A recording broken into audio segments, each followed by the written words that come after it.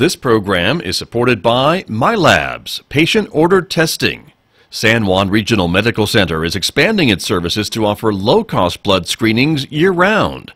Now offering walk-in convenience to get the blood tests you want when you want them. MyLabs, patient-ordered testing, is available at the hospital's laboratory and the Outpatient Diagnostic Center on 30th Street in Farmington. With nearly 20 tests available, there's an option for everyone.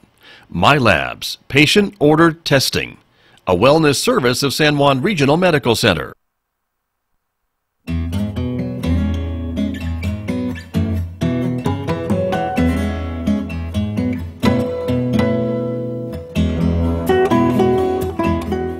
"38 degrees outside our studios here at San Juan College this morning. It is Friday, October 19th, and you're listening to the Scott Michlin Morning Program.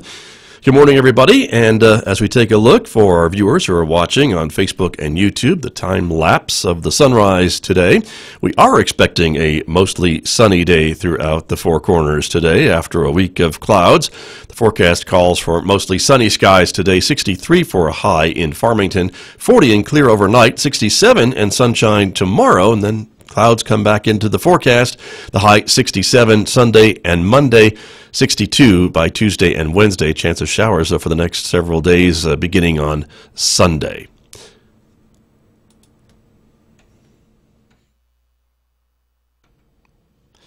It's Friday morning here on KSJE, and you're listening to the Scott Michlin Morning Program. And my guest here in the studio, Warren Unsicker, is here. He is the Executive Director of Four Corners Economic Development. Mr. Unsicker, again, thank you for being here. Pleasure. Appreciate it. And next month we may have to change your title because you will have a new title. You will be the new Director of the Economic Development Department for the city of Farmington. Yes. And that was announced just last week, last week, correct. a couple days ago. And congratulations to you. Thank you. And this is a new direction for the city of Farmington. They have decided to fund this new department, obviously hiring you and tasking you, I suppose, with then creating more economic development opportunities for the city of Farmington within the city limits. Yes, absolutely. And so that's your new focus, or will be in a couple of weeks when you move over across town to your offices at the city. There you go. Absolutely. And in the meantime, though, you're still working for Four Corners Economic Development, and there is a great story that I wanted to share with our listeners and viewers this morning of a local business that I know folks have probably heard a lot about, and they have done great things even during the recession. I think this company was, if they weren't shrinking, they were not. They were growing, and they continue to grow and look for these new business opportunities. And it's one of those poster children for a successful way to navigate this new and changing economy. And that would be Pesco. I'm beating around the bush, but I finally want to let folks know. No, it was a good lead about. into what they're. Yeah, no, they've been a great mainstay here in the community. They have been expanding for quite a while now, and they've recently announced that they're going to be partnering with a new company called Biotech out of Albuquerque that is producing some new technology, and they just happen to have the skills and expertise to be able to produce that product and that in their facilities there here in Farmington. So it's a very exciting opportunity for them. As we mentioned, diversification of manufacturers here. This is a product that they've not previously produced. This is wholly new to. It's a new business line, isn't it? I mean, it's not their usual pressure vessels, which is what they've been doing. Yeah, exactly. So they've been predominantly in the oil and gas industry, in the pressure vessel industry, and so this is a wholly new opportunity for them. And so this is very exciting. Has great potential. If all goes well and this thing takes off, maybe they'd be the ones that long-term produce it. We'll just have to wait and see. But that's a huge opportunity for them, and they, I think, have their feelers out for what can we be doing in conjunction as well, with. Or in addition to what we're already doing. Yeah, exactly. So I mean, and that's what I've always hoped for and sought for, is that we have so many skilled manufacturing facilities here in this area that are very focused on natural gas and oil and the energy industry, but there's so many other industries that utilize similar technology to those products and services that they're already producing. Right. And so that could be, in the food industry. It can be in the, for lack of a better term, I think I've heard that cruise ships use a lot of large vessels and pumps and things like that, and generators and everything else in between. There's just these various things you wouldn't even think of that have similar components and pieces and vacuums and generators and components to them that you could be producing as a part of your shop. And part of that's, of course, getting things like ISO certification or various different qualifications for your products. But I mean, things that can come and pay off in dividends in the long term. Sure. And so here's another local example of a company that has found this other potential niche that they could be doing and using their existing staff and maybe adding to and continuing their employment and all that they contribute to the local economy and others. And adding to, and yeah, I know they've been hiring welders out the wazoo for the last several months, and so they continue. In fact, they did the college and them did a wonderful partnership in which they held kind of a boot camp of sorts to train and vet welders, and they basically kind of had a baseline they had to meet, but then from there they took a test or kind of a gauntlet they had to run to show their skills, and if they did that, then they basically got an interview and potentially got a job at the end of all of that. So very exciting. Great opportunities being created, and I'm very grateful for the college that is so keen to kind of jump to the opportunities that present themselves in terms of workforce development. Because that's go ahead. I was going to say, you really need that. Yeah, absolutely. In these times, and to be able to react quickly to the need of a community, to a certain industry, to be able to say we need X number of new welders, and can you figure out a way to test them or at least get them through so we can get them maybe working on what have you. Absolutely. Absolutely. And, I just returned from the the IEDC, the International Economic Development Council conference out in Atlanta, and they had opportunities there to meet with site selectors. They're the ones that make the decisions. And so they basically said, really, when it comes right down to it, if you don't have the workforce, you're wasting our time.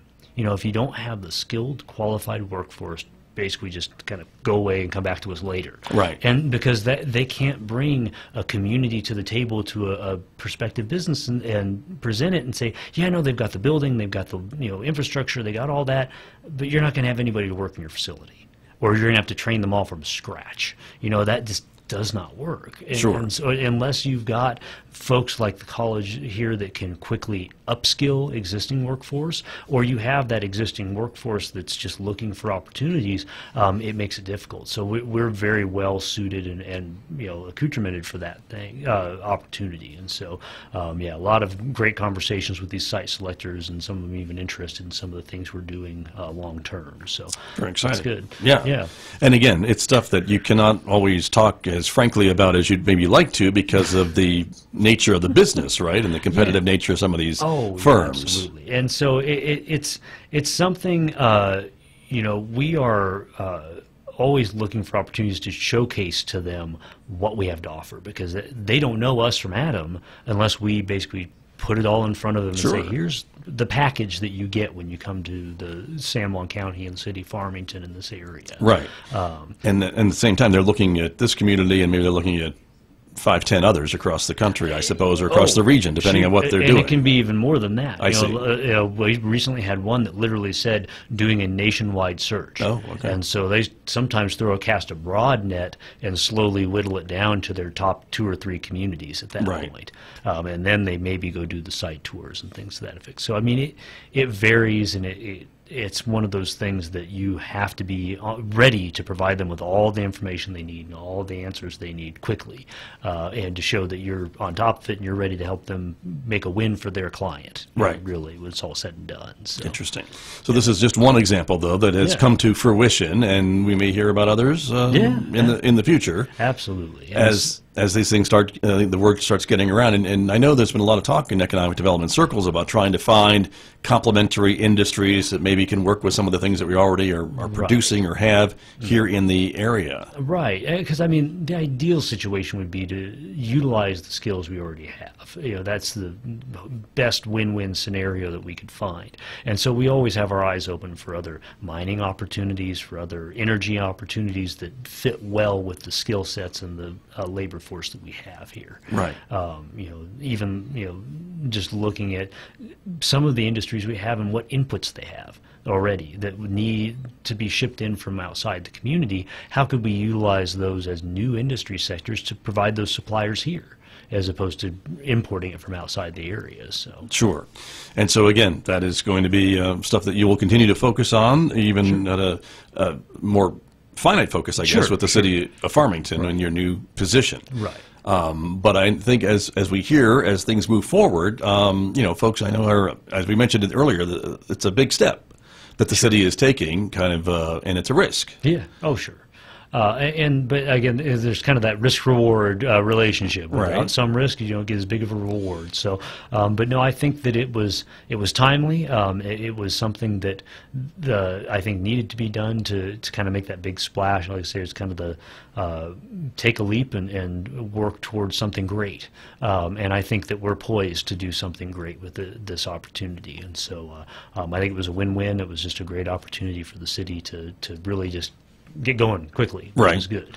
And the city, of course, as I mentioned before, as the biggest community in the region, it really does have a leadership position, whether it likes to have it or not. And I think many times it does take the lead in providing some of these things and providing some of the leadership and training and things like that for the smaller communities that also benefit from Farmington's success. Yeah, absolutely. And so I think it's a good way for them to have both leadership and some significant impact with whatever they do, is to have these funds capable of being utilized and leveraged to be as impactful as possible. And so and it's going to come down to researching and evaluating projects as they come to the table and finding out what's, again, going to have the highest return on investment. And what I know that in Broken Arrow we did a big project that was a conference center hotel, and we had to be very creative with how we structured that deal. Thankfully the city had already passed a bond that was able to be utilized for some of it, but originally they were planning to build it themselves, and it wasn't enough money to build anything. It was really a nice small community center. You need to build. Yeah, but to be impactful, they chose to go a different route, and I helped them through that process of putting together an RFP for a consultant to do a feasibility analysis, then doing a RFP nationally to attract developers, and then incentivizing that developer utilizing some of those funds to make a bigger project happen that wouldn't have happened otherwise. Interesting. And so they wound up with I think a 40,000 square feet of conference space and a 180-room hotel that is a truly keynote piece of their economy now. That wouldn't have happened otherwise. And so sure. And so when you look at, for someone like me, who's not an economic development guy or just a city resident and someone who's concerned and excited about the future of the area, but also concerned because of the uncertainty that we see, we have a lot of projects that are either in the works or about to get started, from the Civic Center expansion to the Main Street redevelopment in downtown Farmington, and some of those things that seem to be kind of all working around the same time. And it's not that the city can maybe create new businesses and new jobs, but they can create the environment maybe that makes it advantageous for someone to start a new business or start something. Is that how it's supposed to work? And it's even more so than that, it's creating a vision. Because when we were again, downtown Broken Arrow was just kind of a sleepy little old town. We had to sell the vision of what it could be. Because no developer was going to come in there on a hope and a prayer. They had to see what the next step looked like and the vision for that area looked like.